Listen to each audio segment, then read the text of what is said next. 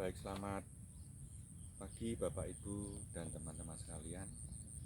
Kembali lagi bersama saya Surya Harjono dari komunitas Baku Mbaki, komunitas pemerhati sejarah di Kecamatan Mbaki, Kecamatan Grogol, Kecamatan Gatak, bahkan sampai ke Kecamatan Kartasura dan juga Kecamatan Wonosari di Kabupaten Klaten.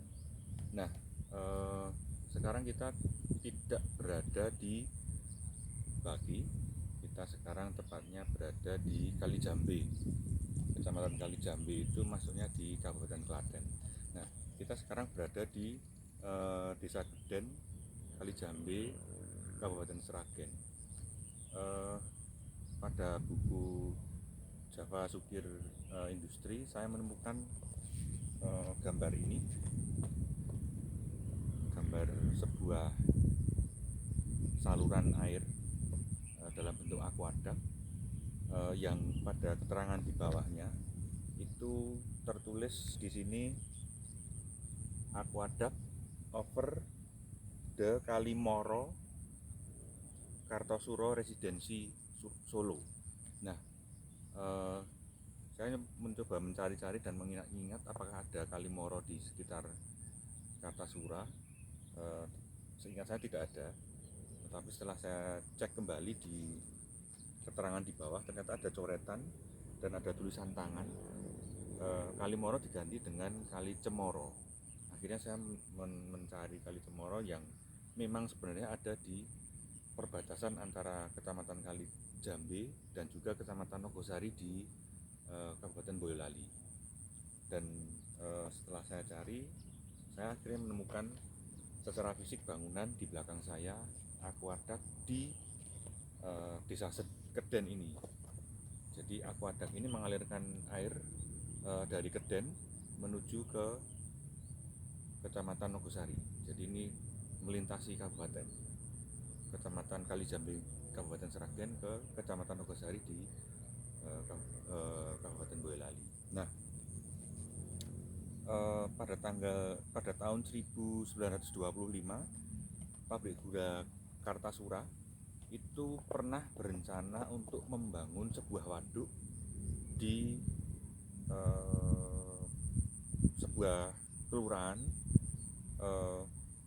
yang letaknya ada di sebelah timurnya Desa Keden ini, namanya di Trobayan. Jadi di Trobayan itu masuknya under distrik Kalioso dulu, itu akan dibangun sebuah waduk dengan kapasitas 1 juta meter kubik. Nah, untuk apa? Keperluannya itu untuk mengairi perkebunan yang ada di wilayah perkebunan Kartasura dan juga yang ada di wilayah Mangkunegaran. Dan rencananya air dari waduk itu akan disalurkan melewati atas Kalimoro. Tetapi nampaknya memang tidak terlaksana ya. Jadi rencana untuk membangun waduk itu batal atau tidak terlaksana karena setelah saya tanya kepada beberapa penduduk di sekitar dan juga mengecek di peta sekarang, itu memang tidak ada waduk di sekitar Trobayan, apalagi dengan kapasitas 10.000 meter kubik. Nah, kegiatan merawat saluran irigasi di Kali Cemoro ini masih dilakukan sampai oleh Belanda, dilakukan sampai pada tahun 1930-an, karena masih ada banyak potongan koran yang menceritakan tentang perawatan saluran irigasi di Kali Cemoro. Nah, kalau kita lihat di peta ini, posisi kita sekarang berada di, mungkin kecil tidak terlihat ya, di sini.